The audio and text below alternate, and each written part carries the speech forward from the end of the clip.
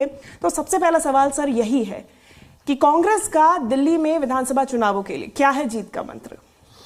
देखिए, हमने जो रणनीति बनाई है, मैंने और अपने क्षेत्र के लिए और पार्टी के बड़े दिग्गजों ने पूरी दिल्ली के लिए, वो पिछले 2-1 साल से जो दिल्ली में एक भावना चल रही है कि दिल्ली में लोगों को अब विकास नहीं दिख रहा है। ठीक है, कुछ केजरीवाल आए थे, उन्होंने कुछ सहूलियतें दी, कुछ चीज़ें सस्ती कर दी, लेकिन उसके अलावा एक माहौल उन्होंने जरूर बनाया कि हमने ये काम किया, वो काम किया। वो बड़े साधारण काम थे, कुछ एक आध स्कूल ठीक कर दिए, एक आध कुछ मोहल्ला क्लिनिक बना दिया, लेकिन लोगों को जो शहर से उम्मीद होती है वो उम्मीद उनकी टूटी और इसलिए वो कांग्रेस की बार बार बात करने लगे। ठीक है, वो शीला दीक्षित जी का नाम लेते थे, तो हम लोगों को भी लगा कि लोगों के अंदर में एक विकसित, एक बनी हुई, एक अच्छी, एक साफ, एक बनती हुई दिल्ली की एक लोगों के अंदर में एक कसक है, और जब वो कसक का एक पुराना हिस्सा वो कांग्रेस से जोड़ते हैं तो हमारे लिए वो एक रणनीति बन जाती है।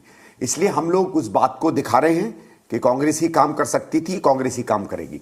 और कुछ ऐसी बातें जो और कोई पार्टी नहीं उठा रही, जैसे हवा की प्रदूषण की बात हो, जमुना जी की हो, सफाई की हो, अच्छे इंफ्रास्ट्रक्चर की हो, उसको हम लोग बार बार लोगों के सामने ला रहे हैं। ये भी दिखाते हुए कि कैसे हमने 10, 15, 20 साल पहले उस पर कुछ ना कुछ काम किया था, और वहां हमको लगता है कि ना आम आदमी पार्टी हम लोगों का मुकाबला कर पा रही है, ना ही भारतीय जनता पार्टी कुछ बहुत अपनी तरफ से दिखा पा रही है। अगर वोट शेयर की बात की जाए सर, वोट शेयर कांग्रेस का धीरे धीरे घटता देखा है, हमने वो ग्राफ घटता देखा है। 2020 में करीबन 4.5% का ये ग्राफ था दिल्ली में ओवरऑल।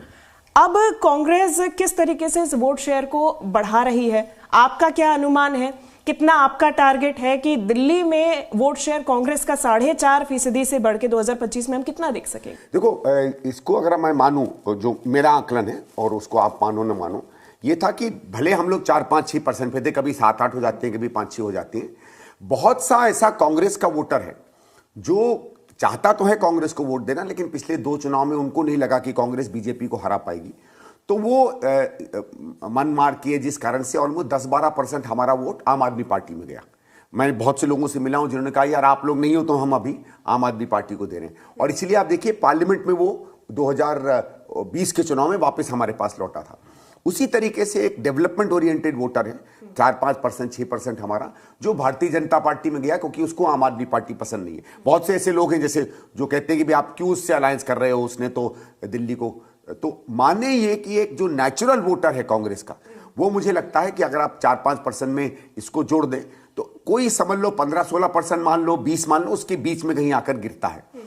ये एक अच्छा बेस है, और अगर हम लड़ते हुए दिखते हैं, गंभीर दिखते हैं, सड़क पर अपनी बातें कहते हुए दिखते हैं, जूझते हुए दिखते हैं, दोनों पार्टियों का मुकाबला करते हुए दिखते हैं, जिसको कहते हैं ना एक सीरियस कंटेंडर, तो उसमें बहुत सा वोटर कहेगा नहीं भाई अब हम वोट वेस्ट नहीं कर रहे, अब हम पार्टी को वोट देंगे।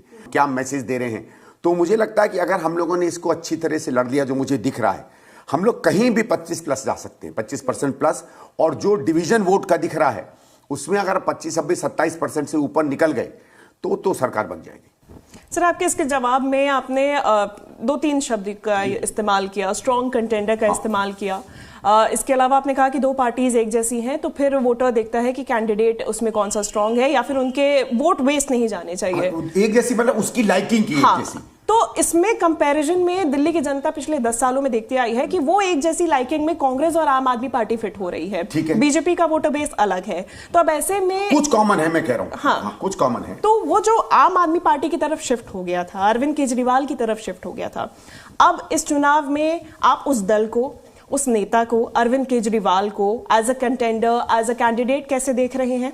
और ये पोजीशनिंग कि दोनों ही सिमिलर लाइकिंग की पार्टीज जो कि लोकसभा चुनाव में भी साथ लड़ी थी, उनकी पोजीशनिंग कहां पे देख रहे हैं दिल्ली चुनाव? देखो, पहली चीज अगर सिमिलर लाइकिंग की देखें, ठीक है, 2-1 चीज कॉमन है, उसके बाद लोग आगे देखते हैं आपका क्या ट्रैक रिकॉर्ड रहा, और ट्रैक रिकॉर्ड में कोई उसकी बात नहीं कर रहा है। आज आप देखो जिस हताशा से बार बार नई नई स्कीम अनाउंस कर रहे हैं, हर चीज फ्री कर रहे हैं, कोई भी चीज मिलती है उसको ये नहीं कहते मैं बनाऊंगा, कहता हूं मैं फ्री कर दूंगा। ये नहीं कह रहे मेट्रो बनाऊंगा, कह रहा हूं मैं टिकटें फ्री कर दूंगा। ये नहीं कह रहे मैं झुग्गी बनाऊंगा, कहता हूं मैं मोदी जी से जमीन ले लूंगा। तो ये जो एक डेस्परेशन दिख रही है, ये डेस्परेशन दिख रही है कि उनको बार बार खबर आ रही है कि ये ग्रुप मेरे साथ नहीं है, ये मेरे साथ नहीं है, महिलाएं मेरे साथ नहीं है, बुजुर्ग मेरे साथ नहीं है। तो अगर आदमी ने काम किया होता तो ये बात नहीं करता। और देखिए, जब आप 10 साल राज कर लेते हैं तो कुछ तो अपने उसकी भी आप बात करो ना। कोई डेटा दिखाओ, कोई पिक्चर दिखाओ, कोई फोटो दिखाओ, कुछ तो दिखाओ। आप बताओ पिछले 1-1.5-2 महीने में एक भी इन्होंने चर्चा अपने 10 साल के काम की नहीं की। हम लोग बार बार चुनौती दे रहे हैं, आपने भी सुना होगा, मैंने भी बार बार कहा है कि भाई कोई सब्जेक्ट आप चुन लो और आप ही के दस्तावेजों से मैं आपसे चर्चा कर लेता हूं कि आपने काम किया कि नहीं। तो एक तो यहां हम लोग आम आदमी पार्टी पर भारी पड़ेंगे। फिर कुछ ऐसी सॉलिड बातें थी जिसको हम लोग एक ब्रॉडर कहते हैं कि हम इंसानियत के साथ ज्यादा खड़े होते हैं, भाईचारे में।